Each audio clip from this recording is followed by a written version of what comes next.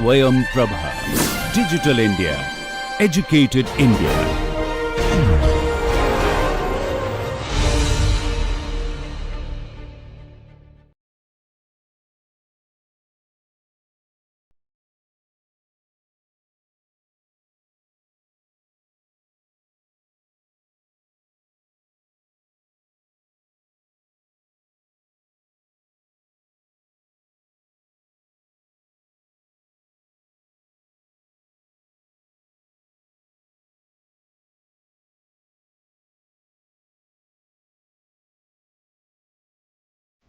Dear students, I welcome you to this session of the course on product engineering and design thinking. Today, I will talk about design thinking, its introduction. Before I delve into this, I would like to tell you that design thinking is a very popular term and being very widely used in industry today, and it is a buzzword practically. Now, the thing is that why it is important, why should people learn it, that is a very important question. That also I will try to address in this. Most importantly, how it would help in the career of a student, that also is important to understand. We will talk about this. Now, I move on to this concept covered in this, what is design thinking, and then we will cover what is the status in industry now. Basically, the students will be having two pathways generally, other than those who are pursuing academics. In fact, in academics also there is a big area of research in design thinking, but primarily our focus is industry. And that is invaluable there. And interestingly, that some students are taking up the career in startups or entrepreneurship there also, and there it will come in as a big help. So, with this I would like to tell you that there is a huge scope and opportunity now. So, making a career in that area would be very useful. We will talk about design thinking principles, then we would actually try and see how the innovation is gaining importance as required for an entrepreneur as well as entrepreneur, those who will be working in a corporate organization but doing innovation kind of things. And then we will talk about design thinking as the basis for innovation, and then briefly I will discuss its steps. Now, when I am saying steps, it is only one model that I am discussing, because that is a very popular and most popular one, because there are multiple models. So, at least to have the working knowledge here now, I would present one model and then we will talk about other models later. So, what is design thinking? Just as and I have prepared the slides in a way so that once the lecture is over, later on when you read the slides, you would get the essence of what was discussed here. So, it is a discipline that uses designer sensibility and methods to match people's needs with what is technologically feasible and what is viable business strategy. This actually was mentioned by Tim Brown of IDEO. The basic foundation was from Stanford D School, the Stanford University. But subsequently, Tim Brown started his IDEO, and popular is this term, I would say. And and thinking like a designer and transform the way one develops products, services, process systems, etc., even strategy, etc. So, this has been discussed in his remarks. DT is a methodology that ingrains in the whole gamut of innovation activities a disposition which is user centric. Now, here two things I have just mentioned very briefly. In the first one, I have talked about the feasibility, viability and desirability. We will just keep these words in mind. We will very soon be reaching into those slides, and where we will elaborate on that. That is a very important point raised in the point number 1, and in point number 2, that it says that it is basically user centric primarily, or largely broadly people call it human centric also that way. So, it is about designing products or services based on close observations of the user's need.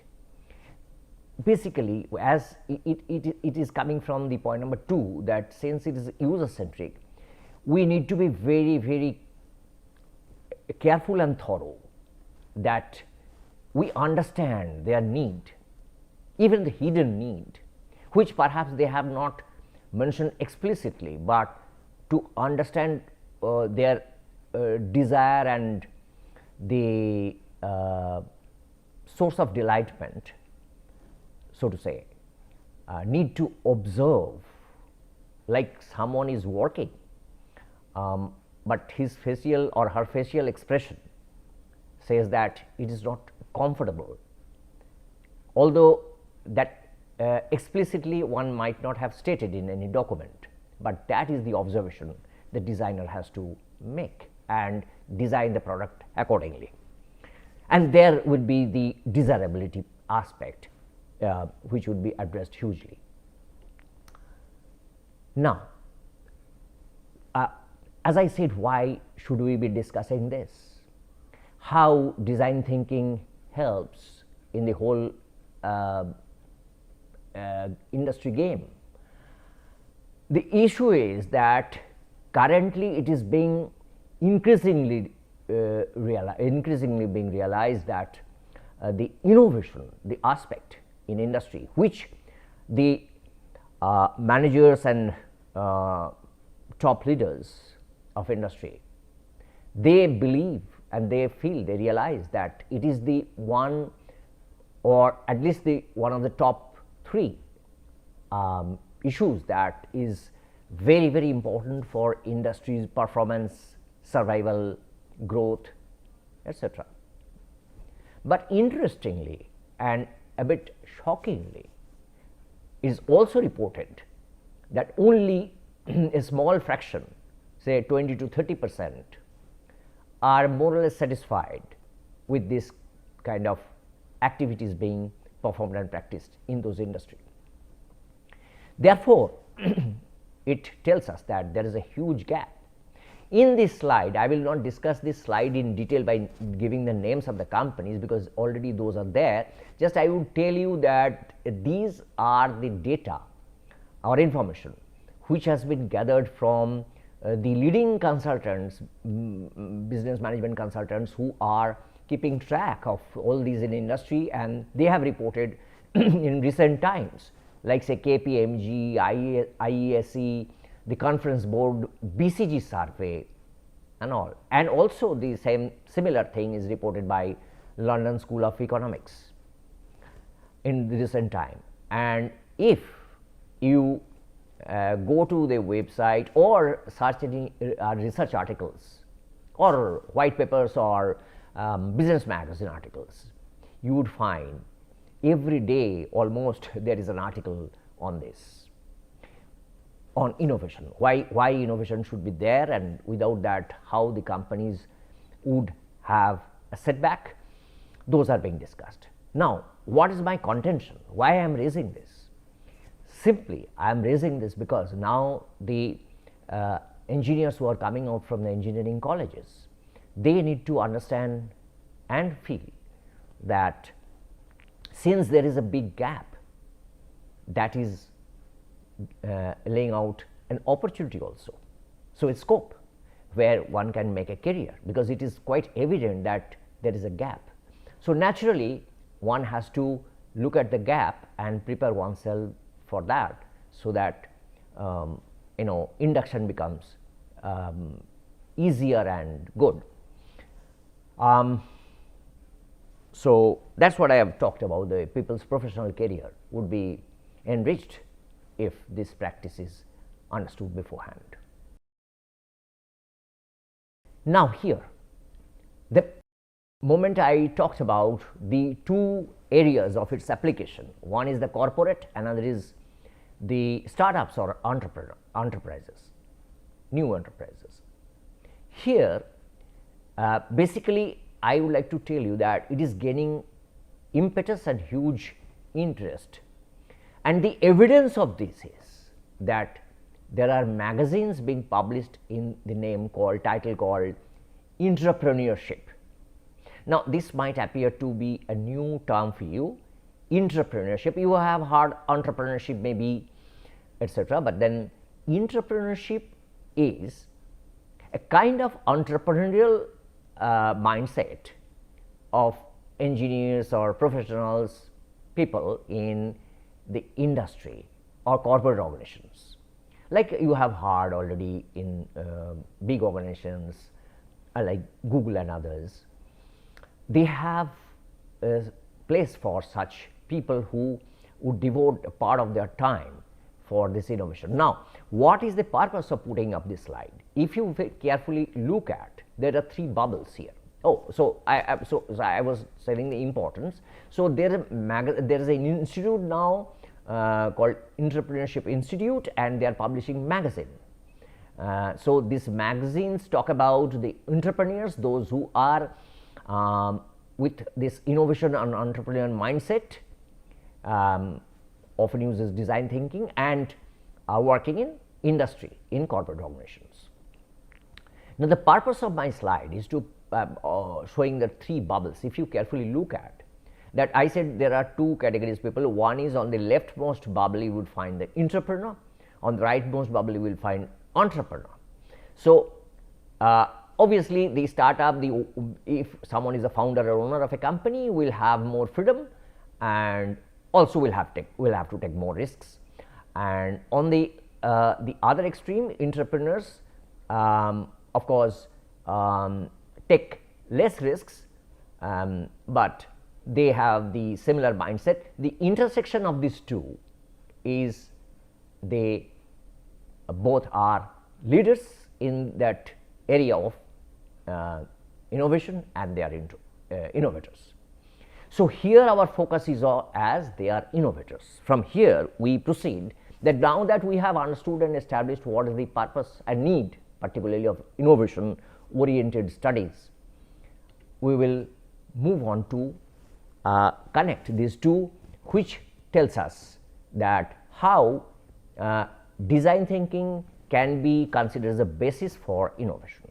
Now, as I said in the beginning that design thinking are having several models by experts, but one which is most popular is the Stanford model. And according to Stanford model, there are these 5 steps. I will very soon say that these steps are not linear in the next slide, but then let us understand the steps. They are empathize, define, ideate, prototype and test. Now, how innovation is connected to these tenets of design thinking? Empathize, which is empathize means basically it is not sympathize, it is empathize with the user or customer to understand their pain points or the problems they are facing and how to solve it. That understanding or developing insight are very important in the product engineering. So, empathize is the innovation approach, which is user centric, as I said, also called human centric or centered, based on discovery about the customer here and deep understanding of pain points and gains desired. So, how a customer will solve their problem or how one will benefit, how it will improve the performance or the productivity in that organization, etc., are the gains. So, empathize, define. The most important step I consider is define, because it is believed that if a problem is well defined, it is half solved. So, one has to be very careful about the aspect called define. That is, innovation would be targeted to solve a problem based on the insight developed from the observations that was made in the empathy phase. As the problem is defined now, then we have to ideate. Ideate means to find out how it can be solved. So, innovation based on generation, analysis and critical evaluation of ideas. Now, when we are generating many ideas to solve a problem, there will be plenty of ideas generated, should be, so that we can pick up or pick out one or two good ones from those large number of ideas and use them for our benefit to create the solution. Now, the ideas are to be tested against those three important precepts that I said is the desirability, that user desirability, user should desire the product, technical feasibility, we will talk those in details later, and economic viability of the solution. Once the ideation is complete, then is the prototyping. That means one has to build to see whether it works. Now, here I will put a word of caution that now in the modern times, the prototyping not necessarily is physical every time, at least to start with.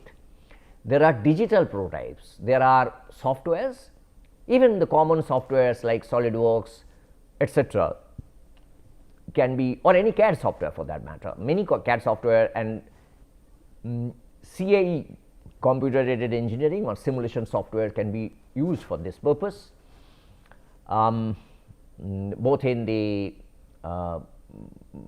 mechanical domain, electrical, electronic domain, because there are CAD, mechanical, electrical, CAD, electrical CAD and all that. So, those can be deployed to do this. Then finally is the test. Test that is ought to be verified with the user. That means, whatever is the outcome, unless it is verified with the user, whether they like it, whether it serves their purpose, whether they have any suggestion to improve, till then the work is not complete, and once the such test is conducted, then the thing is ready for taking it forward. Here, as I said, it is just the elaboration of that, the three things, that desirability, feasibility and viability. Some details of those are there. Desirability basically talks about, does the solution engross empathy for end users? Say that empathy thing, is the solution is simple and not very complex to operate, it is user friendly. Is it elegant? Is it attractive? Someone has created a building with good structures, say for example, but its surface finish or say color is not good. Similarly, if a car is built, but its style and this coloring and painting or the arrangement of the look is not good, then it is not very appealing. So, desirability, then feasibility, that how quickly can the solution be configured to suit the needs, the solution maintainable without much hassle.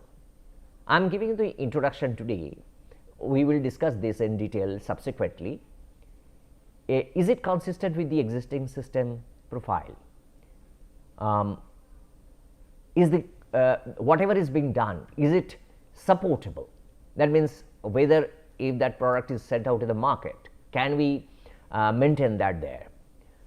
Similarly, viability also is the question of whether it is affordable, whether it can make profit, whether there is a margin enough, and how much is the ROI. ROI means return on investment. The owner who is investing money would like to get that back.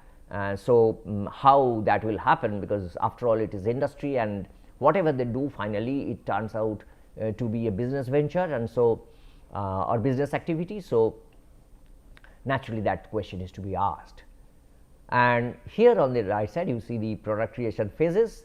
So, understand and observe, which goes with this, it is presented to see how it in sync with the design thinking and that approach.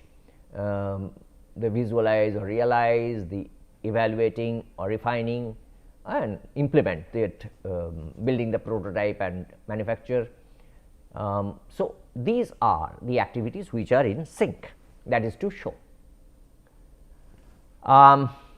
It is just to tell you here that intersection, as you can see, is the goal where innovation is to occur, and this is the slide available in the Interaction Design Foundation, where their website, and you can see this, that the thing that I wanted to tell you is, as I already said, that these steps are not linear, because though these are the steps, but it may be iterations and back and forth. At some point in time, at the stage of test, one might know, oh, the ideation was not right, or the understanding and developing insight was not correct. So, those corrections are to be made, and again that is to be rebuilt or rectified.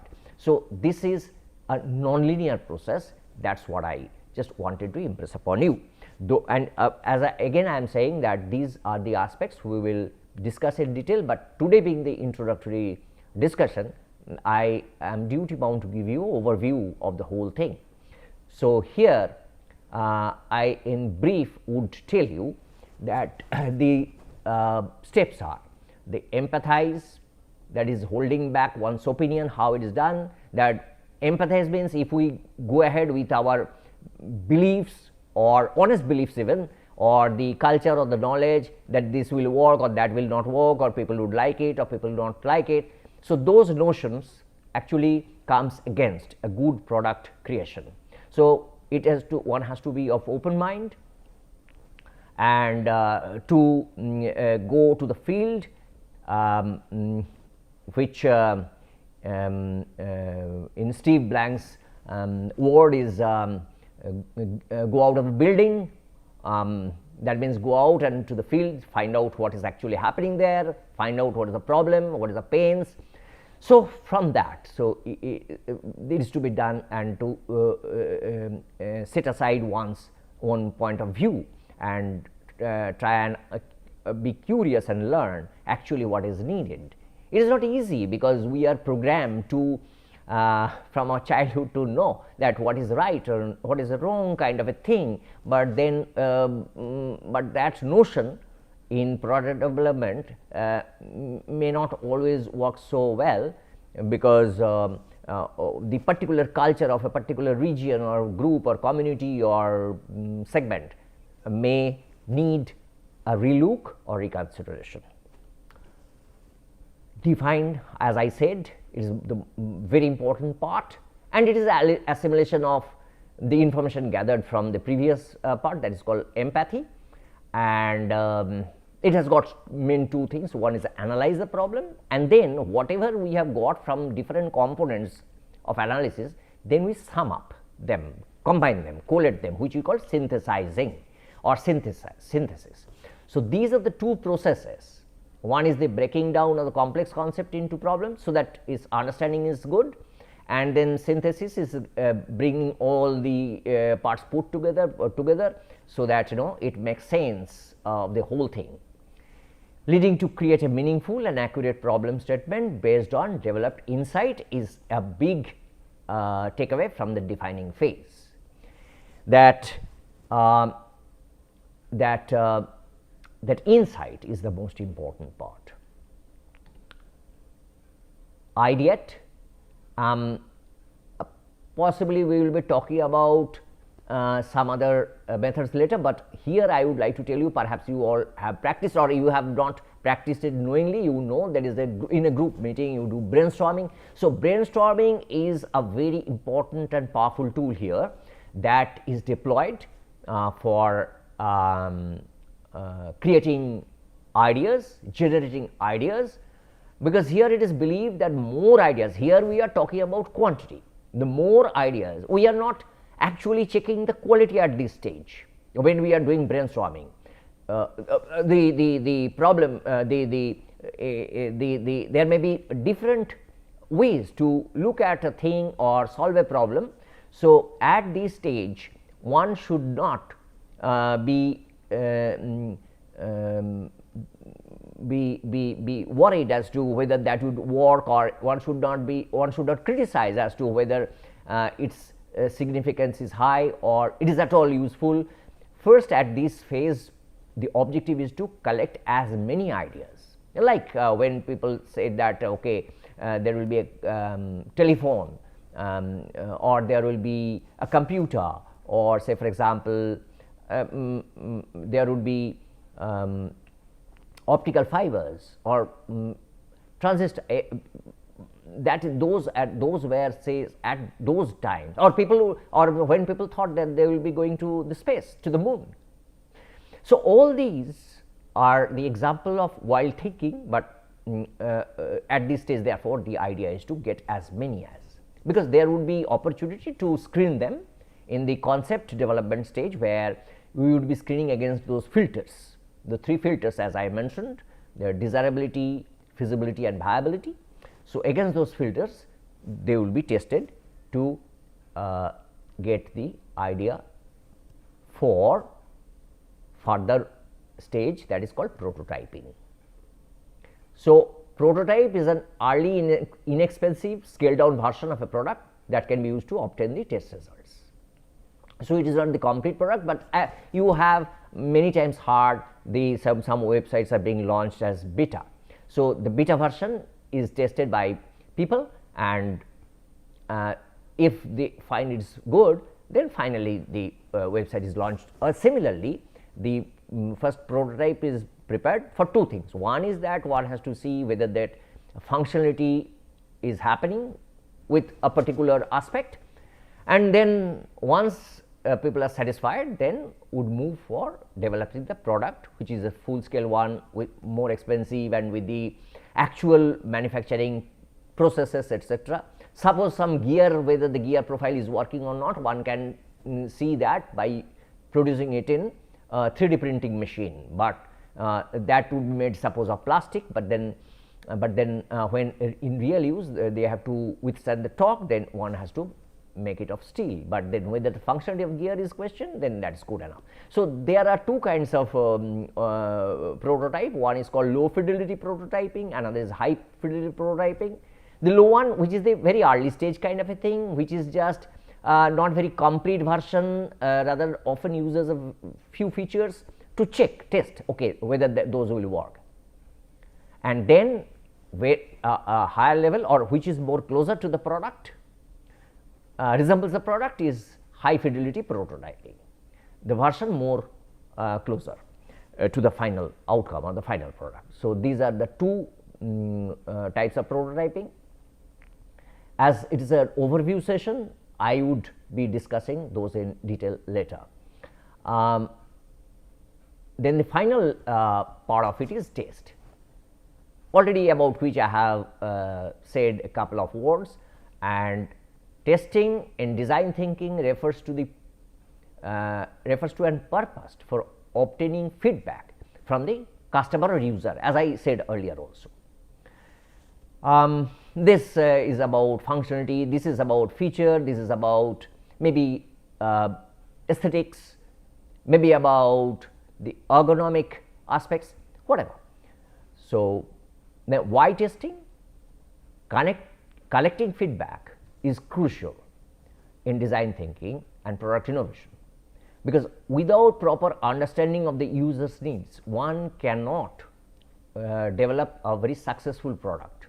So, a set of iterations would be necessary, and those feedbacks from the customer would give the right direction for such, the feedback, and using those feedbacks into the iterations for product development.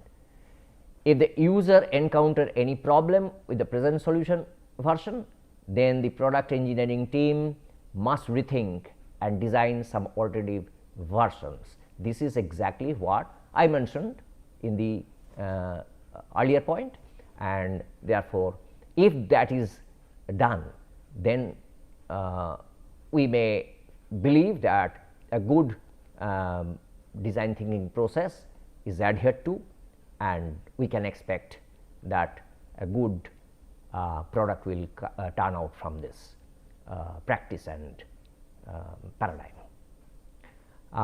Hope it has helped you, and there will be assignment on this. And the conclusion is that session addresses a functional definition of design thinking for primary understanding about it. It delineates the inadequacy of practicing innovation in industry to help engage the scope. I have already said that to understand the gap and work around it. The discussion covered principles of design thinking, also the design thinking as the basis for innovation, and finally we talked about the design thinking steps. And I hope this from this you have gathered the necessary information and learning, and there will be assignments on this. Here are some of the references which would be helpful for you, and I thank you very much for your patient hearing.